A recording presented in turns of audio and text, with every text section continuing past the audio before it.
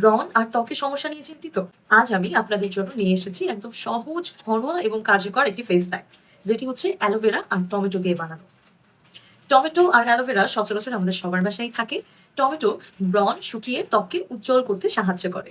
আর aloe vera ত্বকের প্রদাহ কমিয়ে ত্বককে শীতলতা দেয় আর ব্রণ কমাতেও সাহায্য করে।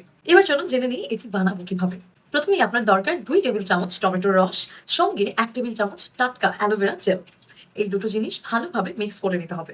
তারপর আপনার ফেস, গলা খুব ভালোভাবে পরিষ্কার করে সেই পরিষ্কার করা জায়গাগুলোতে লাগিয়ে ফেলতে হবে। লাগানোর পর 15 মিনিট বা 20 মিনিট রেখে দিন। তারপর ঠান্ডা পানি দিয়ে ধুয়ে ফেলুন।